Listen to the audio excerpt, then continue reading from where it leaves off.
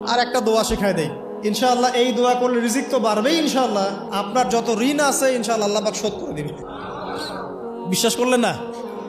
এই দোয়া শিখাই দিচ্ছি, এই জন্য আমাকে হাদিয়া দেওয়া দরকার, স্পেশালি আমাকে এখন হাদিয়া দেওয়া দরকার। এটা গুরুত্বপূর্ণ দোয়া শিখাই দিচ্ছি। আলী রাদিয়াল্লাহু আনহু বলেছেন, কোনো ব্যক্তির যদি পাহাড়ের সমানও ঋণ থাকে, এই দোয়া যদি আমল করে আল্লাহ পাক ওই ঋণও শোধ করে দিবেন ইনশাআল্লাহ। ঋণ কেমন জানেন? ওই যে এখন মানুষ ঋণ নিচ্ছে 1 কোটি টাকা ব্যাংক থেকে, 2 কোটি টাকা ব্যাংক থেকে, হ্যাঁ, কত বছর, 10 বছরের জন্য, 20 বছরের জন্য বাড়ি করছে, তাই না? তার ধারণা এমন যে সে মারা গেলে তার ঋণটা কেউ না কেউ শোধ করে দিবেই দিবে, তাই তো? আর আল্লাহর রসুল কি বলছেন দেখেন, একজন মারা গেছেন, নবী সাল্লাল্লাহু আলাইহি ওয়াসাল্লামের সময় একজন মারা গেছেন, তো নবী করিম সাল্লাল্লাহু আলাইহি ওয়াসাল্লাম বলছেন, এই ব্যক্তির কি কোনো ঋণ আছে? একজন সাহাবী বলেন, হ্যাঁ ইয়া রাসূলুল্লাহ, তো ঋণ আছে। নবীজি বললেন, তোমরা ওর জানাজা পড়ো, আমাকে ডেকো না, তোমরা ওর জানাজা পড়ে নাও, আমি জানাজা পড়তে চাচ্ছি না। আমি এখন কেমন করে আপনাকে বুঝাবো ঋণ কত ভয়ঙ্কর জিনিস? আপনি যে ব্যাংক থেকে 3-4 কোটি টাকার লোন নিয়ে রাখছেন, লাখ লাখ টাকা লোন নিয়ে বসে আছেন, দিব্যি সুখে বসে আছেন, এমন চিন্তায় যে আপনার মৌত হবে না।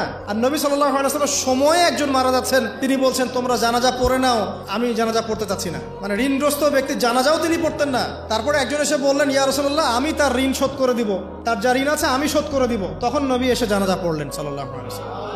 তো আপনার এই কোটি কোটি টাকা ঋণ শোধ করার লোক তো রেডি আছে নাকি? আছে না?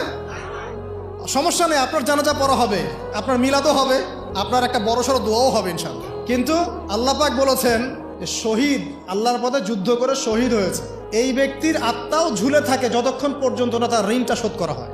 এবার বলেন আমি কি বুঝাবো আপনাকে? আর কিছু বলতে হবে? তো এখন সেই দোয়া শিখাচ্ছি আপনাদেরকে, যে দোয়া শিখলে আপনারা ঋণ থেকে বাঁচবেন ইনশাআল্লাহ। কত দিবেন বলেন? আচ্ছা, হ্যাঁ, এই তো শুকরিয়া। দোয়া করবেন যেন আল্লাহ পাকের দিনটাকে আল্লাহর জমিনে প্রতিষ্ঠা করতে পারি। আমার সাথে বলেন, দোয়াটা হচ্ছে আল্লাহুম্মা ইকফিনি বিহালালিকা আন হারামিকা ওয়া আগনিনি বিফদলিকা আম্মান সিওয়াকা।